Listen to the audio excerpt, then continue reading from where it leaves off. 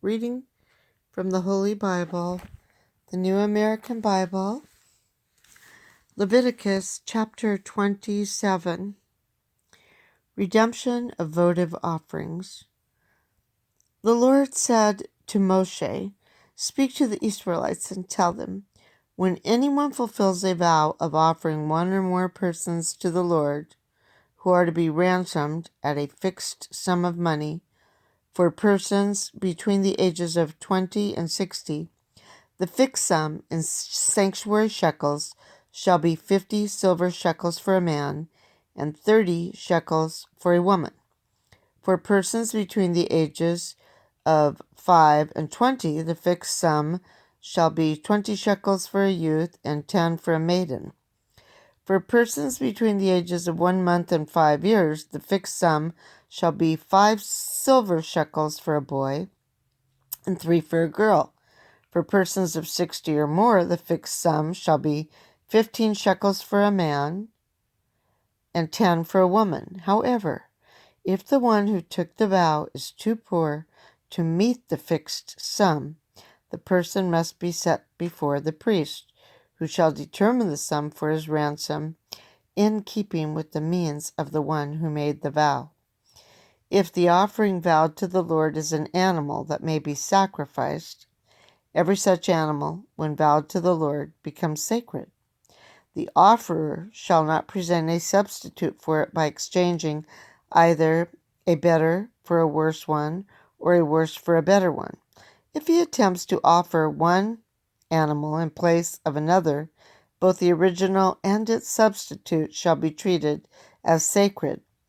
If the animal vowed to the Lord is unclean and therefore unfit for sacrifice, it must be set before the priest, who shall determine its value in keeping with its good or bad qualities, and the value set by the priest shall stand. 27 verse 12 has a note, determine its value, that says, fix the price at which the animal may be sold to someone else. Only the original owner must pay the 20% tax as a penalty for buying back what he had vowed to God.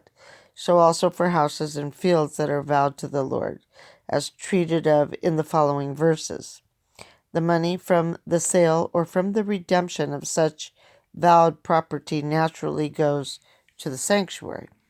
And back to verse 13, if the offerer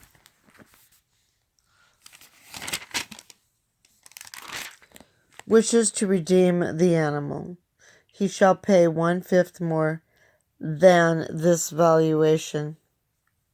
When someone dedicates his house as sacred to the Lord, the priest shall determine its value in keeping with its good or bad points, and the value set by the priest shall stand.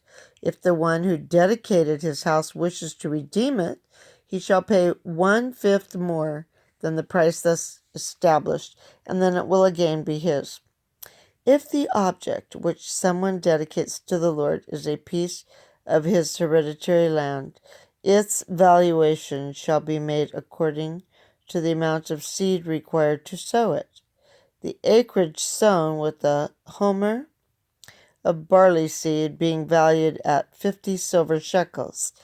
If the dedication of a field is made at the beginning of a jubilee period, the full valuation shall hold. But if it is sometime after this, the priest shall estimate its money value according to the number of years left until the next jubilee year, with a corresponding rebate on the valuation. If the one who dedicated his field wishes to redeem it, he shall pay 1/5 more than the price thus established, and so reclaim it. If instead of redeeming such a field he sells it to someone else, it may no longer be redeemed, but at the Jubilee it shall be released as sacred to the Lord, like a field that is doomed. It shall become priestly property. If the field that some man dedicates to the Lord is one he had purchased and not a part of his hereditary property, the priest shall compute its value in proportion to the number of years until the next Jubilee. And on the same day the price thus established shall be given as sacred to the Lord. at the Jubilee. However, the field shall revert to the hereditary owner of this land from whom it had been purchased. Every valuation shall be made according to the standard of the sanctuary shekel. There are 20 gerahs to the shekel. Offering not to be redeemed. Note that a firstborn animal, which as such already belongs to the Lord, may not be dedicated by vow to him.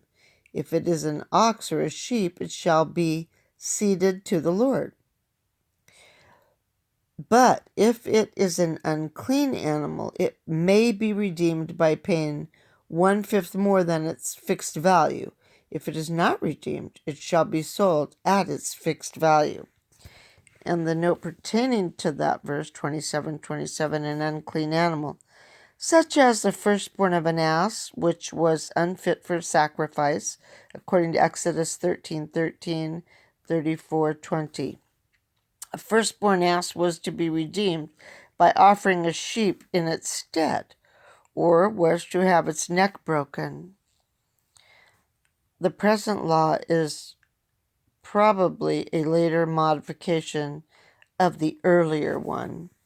And then back to reading verse 28, note also that any one of his possessions which a man vows as doomed to the Lord, whether it is a human being or an animal or a hereditary field, shall be neither sold nor ransomed. Everything that is thus doomed becomes most sacred to the Lord. All human beings that are doomed lose the right to be redeemed. They must be put to death. Pertaining to 27:29, the note on all human beings that are doomed. According to some interpreters, this signifies the idolatrous Canaanites, who were doomed to destruction by divine authority, according to others. This drastic law was enacted for the purpose of discouraging private persons from rashly vowing their slaves or other dependents as offerings to God.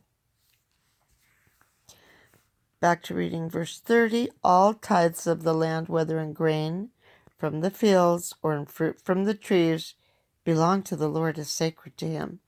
If someone wishes to buy back any of his tithes, he shall pay 1/5 more than their value.